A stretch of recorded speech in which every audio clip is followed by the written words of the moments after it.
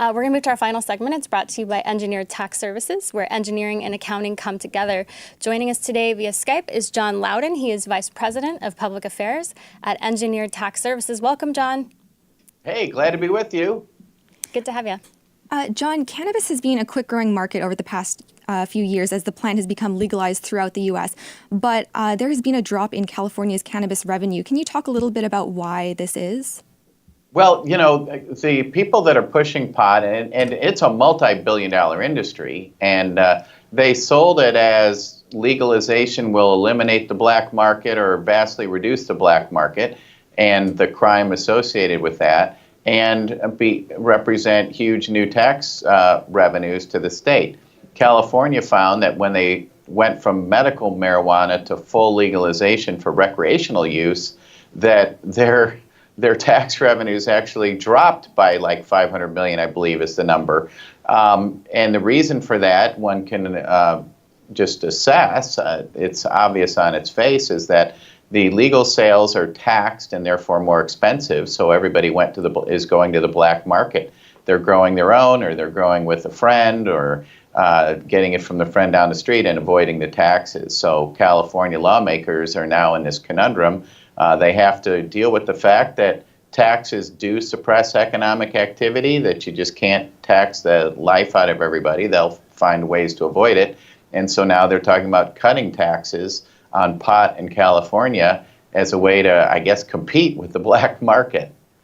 Well, and to that point, I guess, what is the black market versus homegrown? Like, help us understand that in terms of, are people, when you say illegal activity or black market that's below the radar, how much of that is happening versus you got your own plants at your house and that's legal? I don't understand the laws. It's all of the above. In California, use is rampant, and you talk to the sheriffs, and you can Google this. There are estimates that there are as many as 50,000 illegal grow sites. In other words, they haven't registered with the state.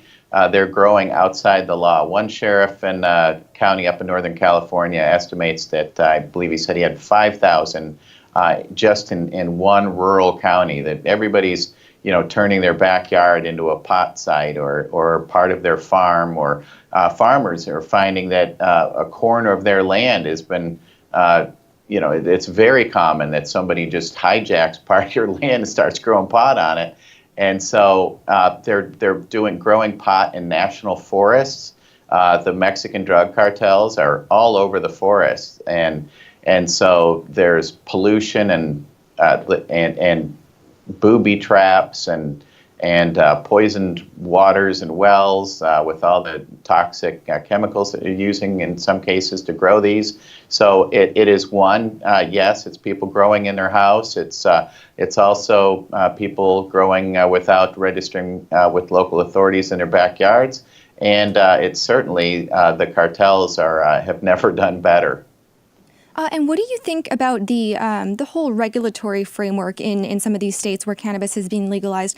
Do you think that it's overregulated, underregulated, and does that have any bearing on whether black markets are able to flourish like this?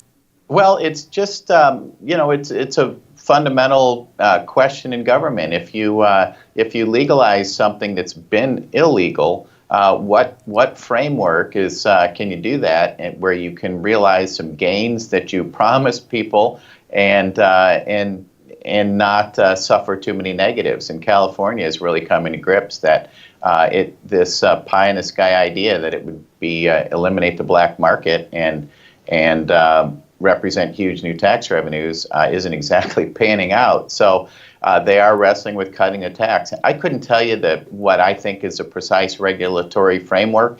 It's also very complicated because it's still illegal under federal law. So therefore, banking pot revenues is very complicated. It's a cash business. These people, most pot dispensaries, take cash to government agencies to pay the taxes they owe. It's very hard to bank with cash from pot. I mean, with pot, you can't get credit. You can't make pot deposits or large pot deposits in a lot of banks. So it's really complicated. Well, a lot of them are turning to Bitcoin. Yes, that's right. They are trading cash for Bitcoin, and then in some states are now wrestling with allowing taxes to be paid with Bitcoin. There are several bills filed across the country. A number of states are looking to do that. So, John, if you were advising the states of Colorado and New Jersey, what advice would you give them based on the lessons learned from California?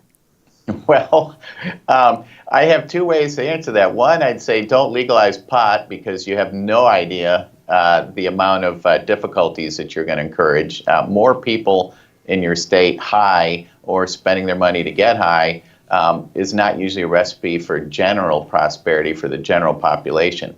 But if you do want to legalize pot with the idea that it's going to bring in a lot of revenue, you need to seriously factor in what the negative costs are. Be sure you have a plan to regulate and protect your forests from all these illegal grow sites. The California forests are fabulous; they're the best anywhere in the country, and they're getting devastated. So it's a problem. Learn from California. Be sure you factor in the revenues, lots of money to hire police and agents to go out and snuff out these illegal grow sites. Well, it's interesting you say that because a lot of libertarians and others say that, well, if you make pot legal, then you save the money that you would be spending on the drug war, and you're saying it just is transferred over into a regulatory war, basically. Well, that's right, because you understand, pot has elements, chemicals, THC, CBD. I personally, I don't see a lot of negative effects of the CBD that's in hemp. But the THC definitely is a drug, and it's sort of a fool's errand to think that you can legalize pot. Kids won't get it. People won't get killed by people that are high on pot. There's pot psychosis. There are a lot of things out there. So it's really hard to say, well, we're just going to totally deregulate it, not tax it, just let anybody want to have it. And the true libertarian answer would create lots of pot and very little revenue. And that's kind of what California's tried to do. They went full legalization and allowed people to have their own grow sites in their houses. And so they're finding that their tax revenue plummeted. All right. Thanks for breaking it all down for us. Appreciate it, John Loudon. Yep, certainly. Happy weekend. Always fun. You too. Thanks.